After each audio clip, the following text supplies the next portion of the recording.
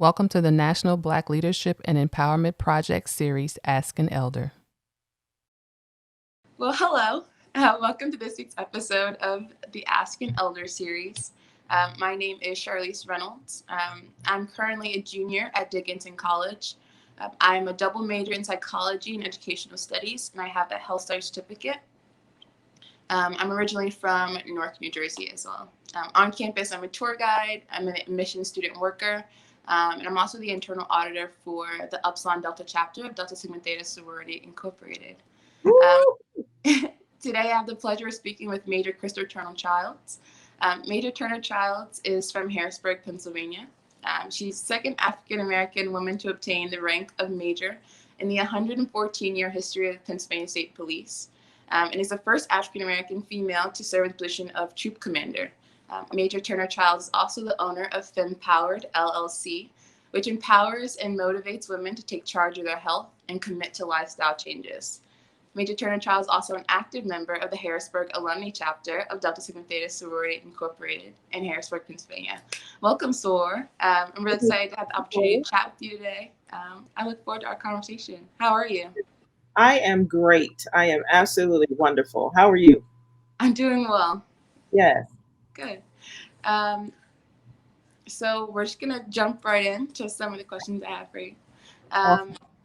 So why don't we start, I guess, with you telling me a little bit about your background. So, like, where are you from? Do you have any siblings? Where did you grow up? All of those things. Sure. Well, I currently reside in Harrisburg, Pennsylvania, but I was born in North Carolina, a small town called Mocksville, probably 10 square miles. And what I remember most about Mocksville is red dirt. But that's where I was born and proud of it.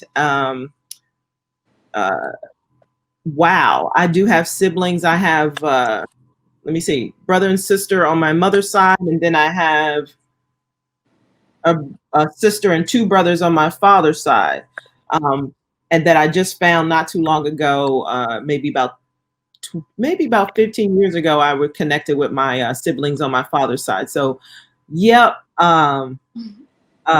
I have an interesting background, and I never even thought about it until I actually sat here and said that to you. But yes, yeah. So what brought me to Pennsylvania? My mother married my stepfather, who was a concrete finisher, when he moved us from North Carolina to Pennsylvania, where he worked on the interstates doing concrete finishing work. So that's how I ended up in Pennsylvania. Sounds good. And then could you tell me a little bit about your undergraduate degree? I have here that you had an undergraduate degree in criminal justice. Like, what led you to that field? Well, I started off undergrad at a small college here in Pennsylvania called IUP, Indiana University of Pennsylvania. And I actually started off in politics, which I find very interesting. My major was political science. I was the first in my generation to go to college, so we didn't understand the financial intricacies of ensuring that each and every year you have money to continue throughout college. So about the time I reached my junior year, I kind of ran out of funding to attend college, so I had to leave temporarily. And when I left, I went back home, and of course you got to get a job. And so the jobs that were available to me were in security.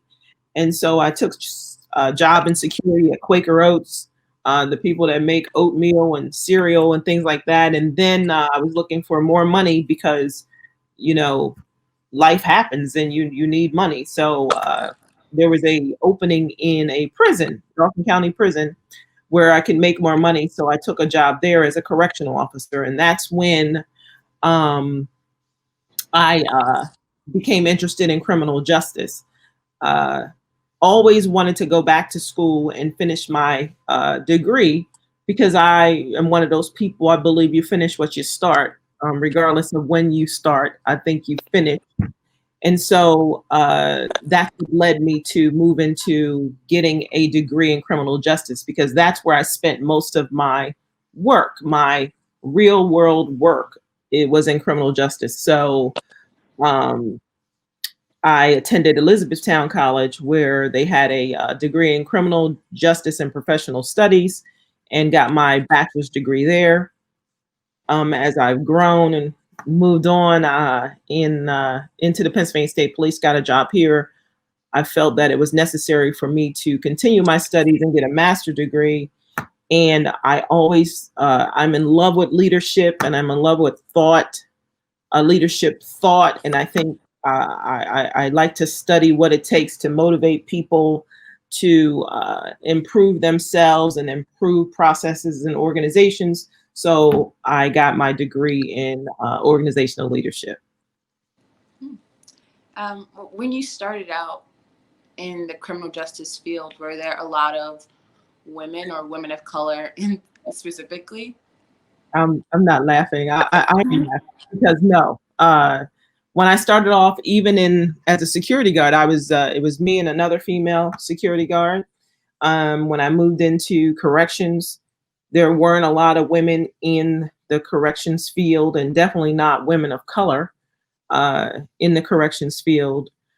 Sad to say though, that when I moved in corrections, not a lot of women of color or men of color, but on the other side of the gate, unfortunately, the incarcerated, large numbers of people of color.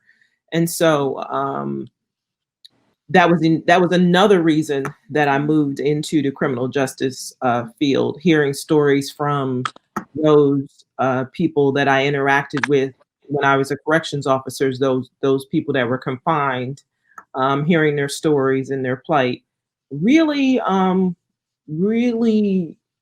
stuck with me. So when I was coming up as a young girl, my mother only gave us, she gave me 3 options. She said, when you grow up, you're going to be a doctor, lawyer, or nurse.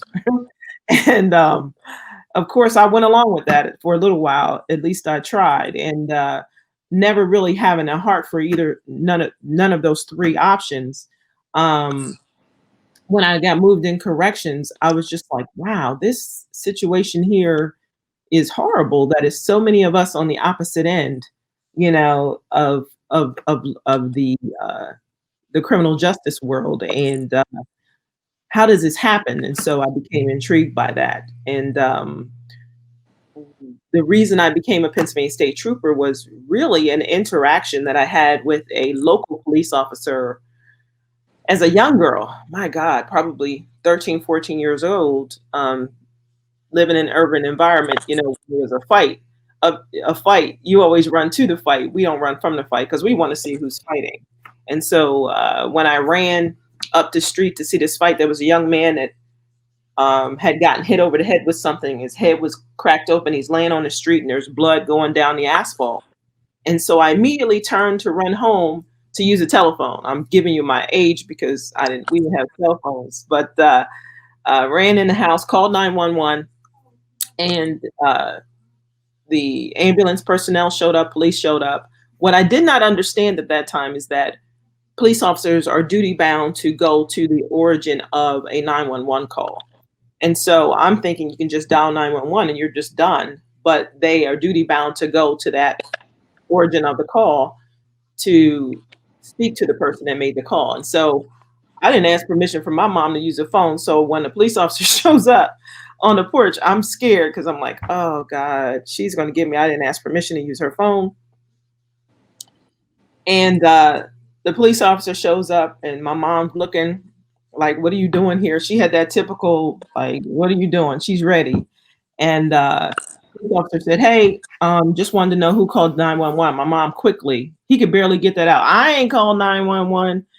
And she looks over at me and I'm like, I called 911. But the officer was so professional and kind in our interaction, because he said to me, he says, your quick thinking probably saved that young man's life. We were able to get ambulance personnel here. We're here. He's probably going to be okay.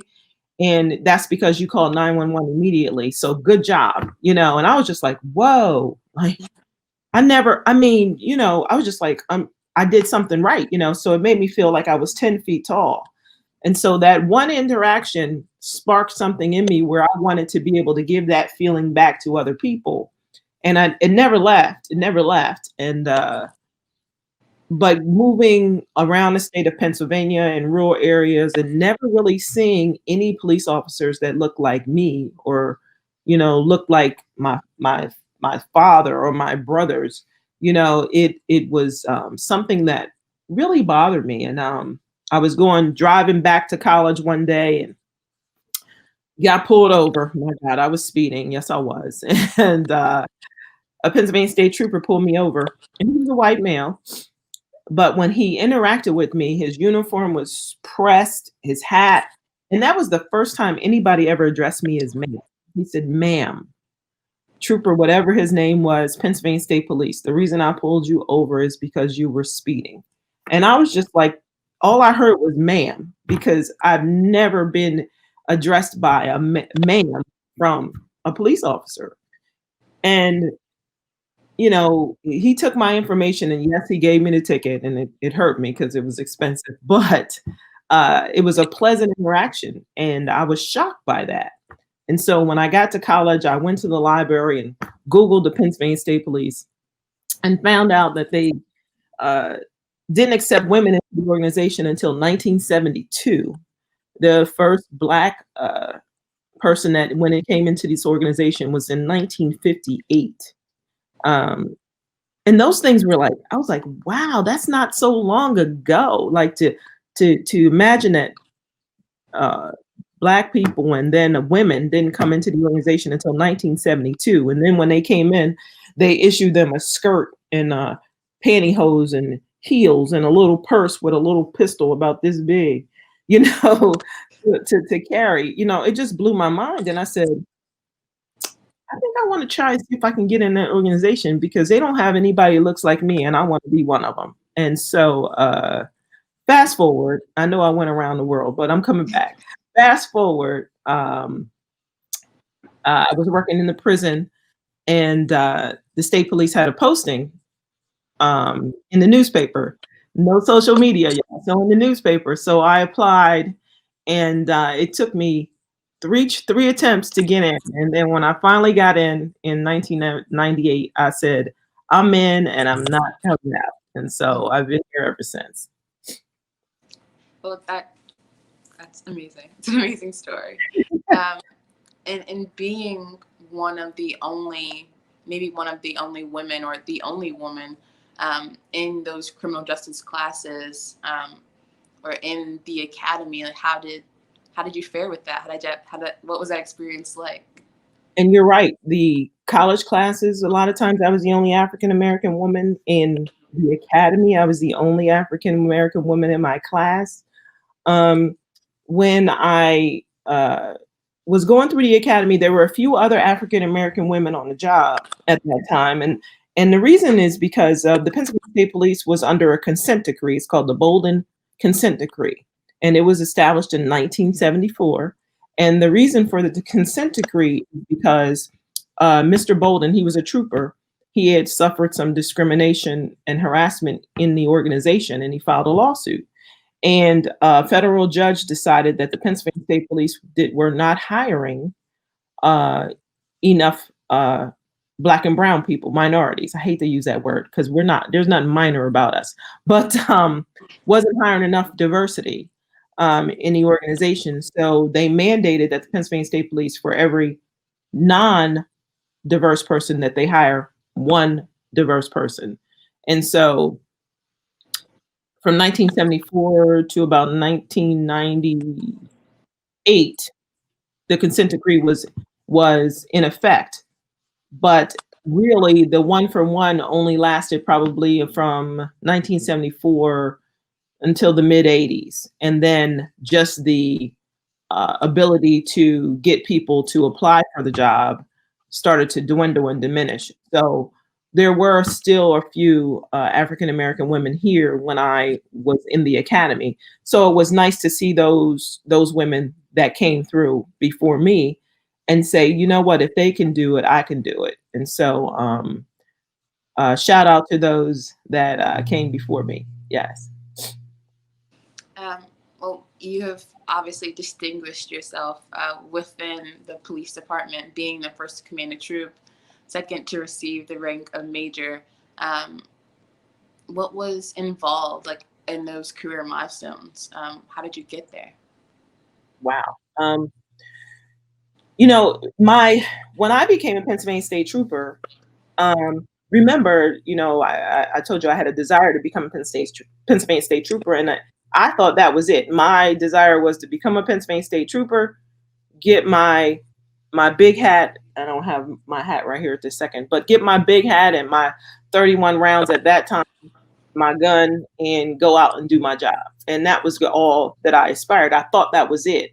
But as I was working and my career was moving forward, I was encountering supervision that I quite honestly felt like I could do better. And so I felt like if I didn't like the supervision or I didn't like the way things were going and I felt I could do it better, then I needed to get into the system and get into a position where I'm a supervisor and where I could command some things and make some change. And so I studied and got myself in a promotion process and put myself in a position to be promoted.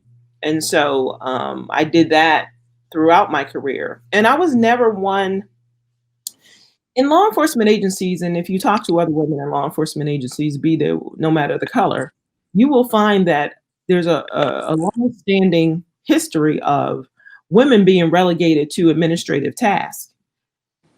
Because, to be quite frank, is a history of it's male dominated profession, and men just don't feel like women can lead other men, and that happens in the military, and it especially happens in law enforcement. So, as I was coming through, it was important for me to show people that I could do the job, and not only could I do it, I could do it well, and I could lead others in a way that I didn't have to impose my rank structure for you to believe in what I was saying. So it kind of falls in line with, my leadership and my thought process of how we motivate people and, my side gig too. So I just worked my way up through. I worked my way up through the ranks, corporal, sergeant, lieutenant, captain, and then major.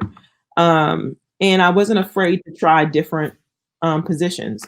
There were difficulty, there still is difficulty where I feel like sometimes the assumption is that if there's an opening in an operational, so let me break this down. So in operation, that means patrol related work or field work. Administrative duties are those duties in law enforcement where you're handling more of let's say logistical work, where you're buying equipment or you're handling more matters that are related to administrative tasks, be it paper driven, or even in areas where we have fingerprint sections and things like that, or that just don't necessarily mean you're going out into the field. And I didn't want to just have that on my resume, so I sought out command positions. And when the opportunity arose for me to be able to be a troop commander, I jumped. And let me be very candid that, but for at that time, it was a white female that was up in one of the lieutenant colonel positions, and she saw the work that I did, and she thought that I would be well suited for the position, that actually put my name forward. So it's important for us, not only people of color, but gender, to always just look at people for the persons that they are and consider their skill set and not what they look like or gender roles. Can they do the job? That's it. I mean, this stuff ain't rocket science. Can you do the job? You know what I mean? And if you can't do the job, or at least give them the opportunity to try. How often do men get in positions? I mean, I could sit here and ramble off probably hundreds of men that got in positions that couldn't do the job, and they just keep giving them another chance. They don't say, oh, Crystal tried it and she couldn't do it, so now we don't want another female. They just keep keep allowing different men to come into those roles.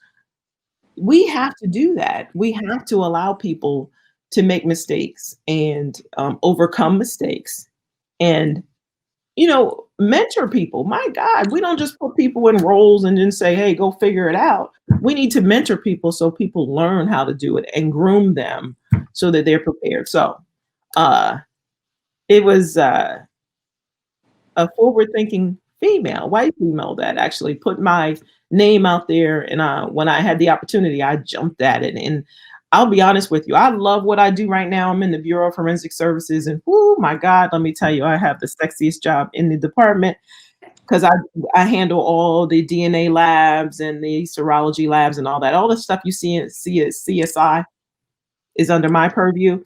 But when I was a troop commander, that was the best job in this organization. What was so you talked a little bit about the process and being forward thinking, but what were some of the adversities that you faced in, climbing the ranks to get to major? Some of the adversities are when there are opportunities to lead. So some of the things that the public doesn't necessarily see, let me say this, I shouldn't say see, that we don't divulge in law enforcement is we're doing a lot of behind the scenes work. So if you think about today, for example, what's going on today, there's a lot of things that are going on in the Senate today. There's going to be some people challenging some things in the Senate. And so the Metropolitan Police Department down in Washington, D.C. is preparing for protest. Okay. So when they're preparing for protest, they're bringing in police agencies. They're asking for support because depending on how size, the intelligence that goes on to determine who's coming, what types of groups are coming to protest. Because, let's be honest, when we have protesters, it's usually not just the whole group that's all against whatever it is they're protesting. There's usually somebody for, somebody against. So sometimes there's a clash. So in law enforcement, there are opportunities to lead the groups that come in to circumvent any problems that come on. Operations. A lot of times, and my experience is coming up, the women don't get considered for going forward and leading those types of charges or situations where we can go in and help dispel crowds or ensure that there are no issues or no one gets hurt. We don't always get the opportunities to be on the front lines, and I've experienced that. Training, where you're getting moving forward in leadership training. Sometimes you don't always get the opportunity to be one of the first people that are considered for top level training. Now, I have gone to Northwestern School of Police Staff and Command, and I've graduated from the FBI Academy. But I'll be very candid with you. I didn't get it. I put in for the FBI Academy 7 years before I was permitted to go. There were people that were least senior to me, were white men with less time on the job that were sent to the FBI Academy before me. So those are some of the things that I have experienced. And when you walk in certain rooms, I'm still the only. So when I walk into these rooms, a lot of times, I have to ensure that whatever I'm saying or whatever point I'm attempting to get across, or whatever I'm fighting for at that moment, because I fight for my bureaus and I fight for my people, is heard and understood. I'm sure you've been in situations where you felt like, okay, I was permitted to speak, but my point was being dismissed, right? Absolutely. And that kind of thing still happens. And, we have to navigate those rooms. And, a lot of times that stigma comes along where, you appear angry or all those other negative stereotypes that come along with looking like I do. And I'm at the point now where I don't really care what you think about me. I have to ensure that my voice is heard and that my point is brought across, because I know what my intent is. My intent is what's best for whatever it is that I'm fighting for at that moment. But we have to continue. It's just sometimes it's like you feel like you're pounding your fist, and you're just like, how long am I going to have to keep pounding my fist? But I guess uh, I'm just going to keep pounding until my fist goes through the desk. Sometimes that's what it takes. Yeah. Yeah. You spoke earlier about being the director of forensic science for the Pennsylvania State Police Department. What does that entail? What does that look like? Woo, let me tell you. So the Bureau of Forensic Services is in the Pennsylvania State Police. We are the agency that does all the analysis of DNA, serology. We analyze blood alcohol. So, somebody's out on a DUI and blood alcohol comes through. We do the analysis on that. We also, believe it or not, analyze alcohol for liquor establishments. So, some liquor establishments will not have the alcohol content that they're supposed to have when they're selling to the public.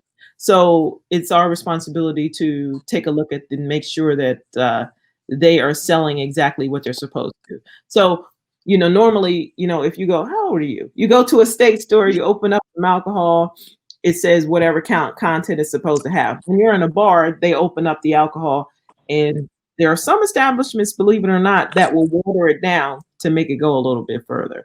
They're not supposed to be doing that. So we do some of those analysis.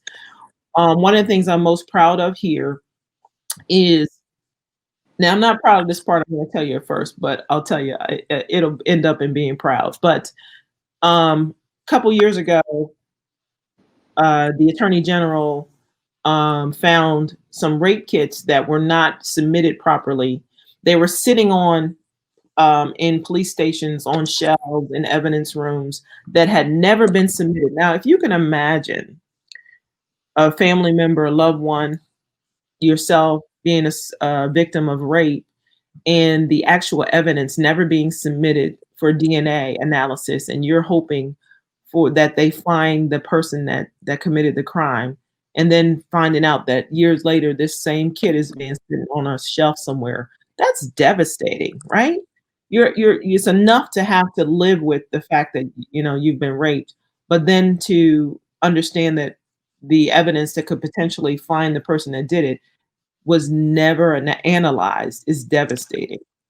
So they found some rape kits, and not just in Pennsylvania State Police, and a lot of police agencies across the state, in those kits, in those evidence lockers and everywhere else. And the Attorney General's office mandated that all these kits come in to the Pennsylvania State Police to be analyzed, and rightly so.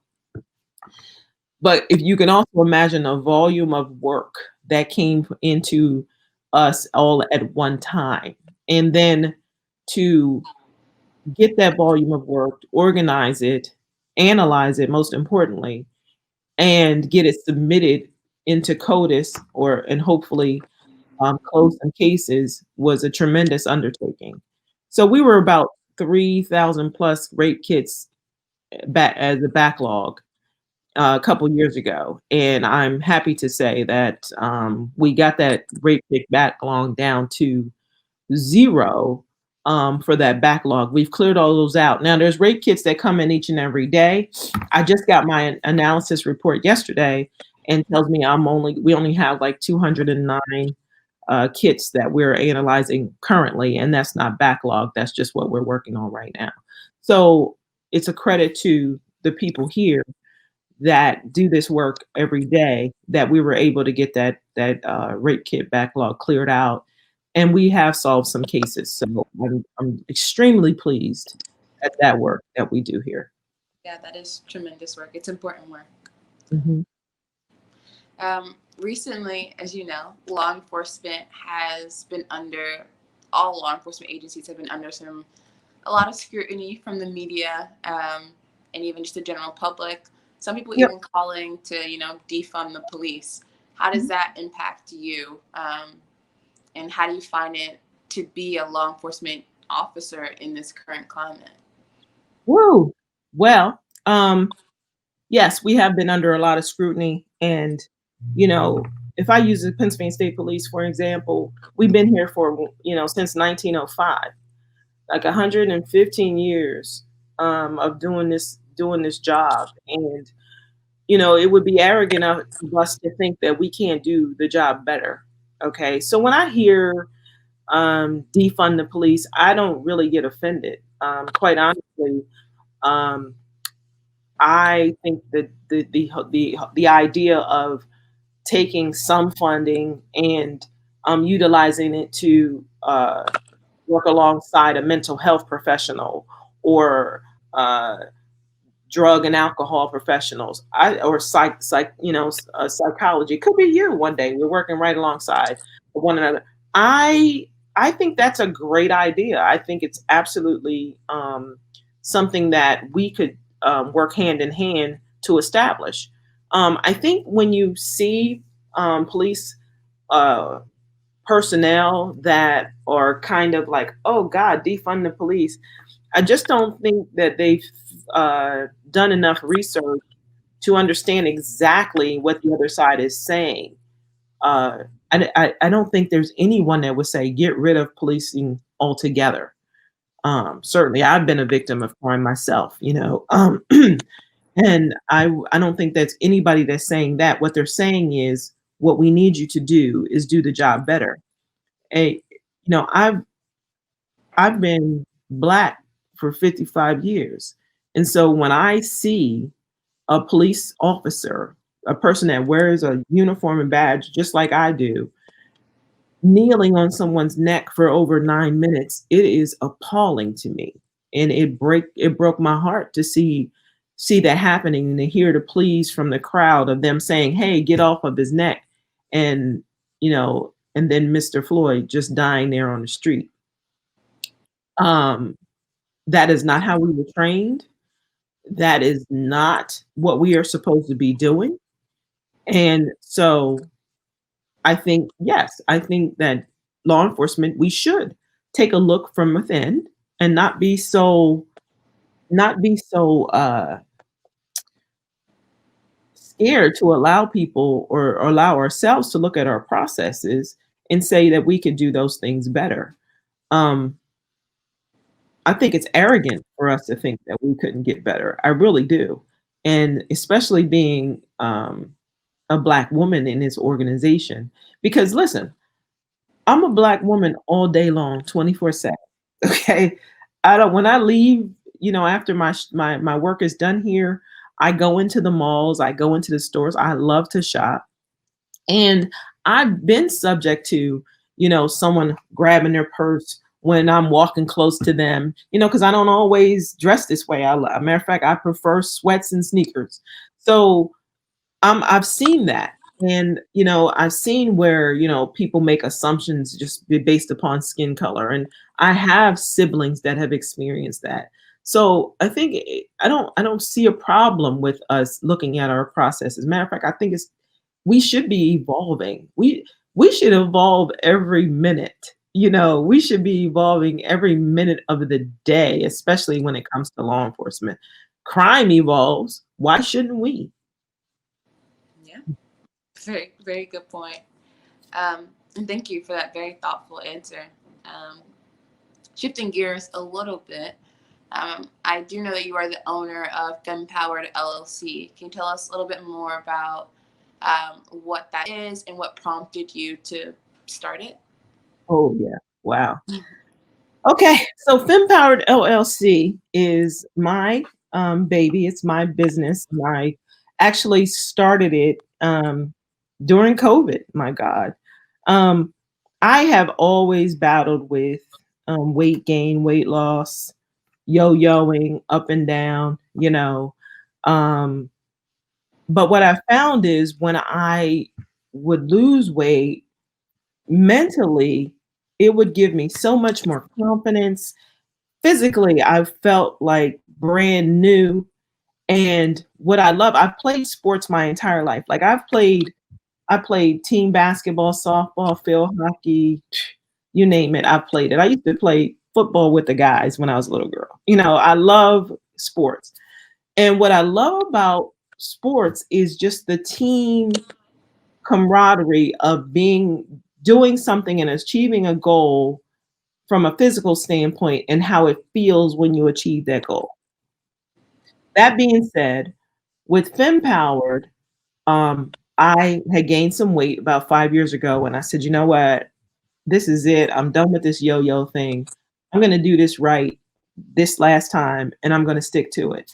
And I lost the weight. I was probably 75, 80 pounds overweight at that point, lost it, and started to look at it from a lifestyle standpoint and incorporate not only just the loss of the weight, but how it felt. Like you ever notice when people say, hey, you lost the weight, you look really good. Well, I always tell them, but I feel amazing. And it's important for me to make the connection, not just for myself, but for other people, and the connection of achieving goals and how important it is for the psyche and how it makes the body feel. And so not only is it weight loss that I promote and that I advocate for, but I also advocate for women to do the things that they say no to, right? Like how many times do we sit there and we have these fabulous ideas, right? And we sit there for a minute and we at that moment we're like, oh, this I have an idea. You could be driving in a car and it could be a fabulous idea. But in the time it takes you from when that car to get to your destination, you've already talked yourself out of it. Or you didn't take the time to pull over and write the idea down or even speak it into your voice notes of your phone so that you can act upon it. And then later on, you see an idea that's similar to what you were thinking about that someone else did. And now they're making a living off of it. And you're like, oh my God, I had that same sort of idea. Well, what FemPower does is it promotes you saying yes to all the things that you would normally say no to. Say yes to you and not be afraid. And so we have groups, we have women that come together. You have me, where I'm going to tell you when you start telling me this idea or you have this thought or whatever, and you're like, I'm going to say, well, where does that come from? Because and isn't going to get it done. How do we get it done? What do we need to say yes to? Where do we need to get training? Who do I need to connect you to so that this wonderful idea can become a reality? And so that's really what FemPower is about. I do most of it through, I'm a certified group fitness instructor now. I do motivational speaking. But for me, it's that when I see that light go off. Matter of fact, one of my ladies posted today on one of her social media platforms. She said, this year is all about me saying yes to all the things I would say no to. So as soon as I read it, I was like, yeah, that's what I'm talking about. That's what FemPowered is about. Women, we spend so much time taking care of everybody else. My God, we take care of everybody else. And I mean, be it from work, be it from school, be it from family. And then when it's time for us to have these ideas, we're so tired or we're so beat down that we just say, you know what, I'll do it later. Well, later is, guess what? It's later now. Yeah. Later is now. And sometimes all it takes is to have, a safe space or someone to tell you, you can in order to. And that's it. That's what it is. FemPowered is a safe space. That's who I am. I'm a safe space. Listen, I know during the day I'm this Pennsylvania State Trooper, and people have all these assumptions about law enforcement officers, but for real, I'm your safe space. So I love the fact that I said yes to me in a pandemic, getting beat down as far as being a law enforcement officer, to say yes so that this business could come to reality. Well, you are clearly a leader on so many levels and such a wide variety of accomplishments. What are the things you feel like you are most proud of? Oh, I am most proud of, listen, I am the greatest auntie in the world. That's me. Nobody can take my crown. I am the best auntie there is. And my 4-year-old niece will attest to it. I am that. And that's what I'm most proud of. Man, when she sees me, when I see her face and I see her light up, and I just love watching her because she's 4 years old and there is nothing that she can't do. I can see it. She, in her mind, she thinks that this entire world is her stage. And that's how she moves throughout this world. And that's how I feel like every woman of color should move throughout this world. This entire world is our stage. And that's what I'm most proud of, being the greatest auntie ever. That's awesome. I hope the holidays were, full of family, safely, of course. Yeah. Uh, No, I did the same thing. My mother is here with me, and so it was a small gathering of us, and I have to be cognizant of the people that I'm around and where I work at. So I keep it small and I try to keep it safe. But it was definitely enjoyable, and I took some time off, which I hadn't realized I hadn't done because we were so busy and preoccupied with the pandemic. And I was able to take some time off, which was great, and did some self-care and vision boarding. And I have a journal and I'm working on writing a book. So it was definitely a good time. Um, well, as we're coming to a close on our discussion, I would just like to ask you, what is some advice you have for young women of color who are leaving college and going into the real world? What do you feel are some things that are essential to being successful as a Black woman? Um, I think that, wow, great question. So I think that it's important for young women leaving college, women of color leaving college, to ensure that we have that base of support as we move out into the world.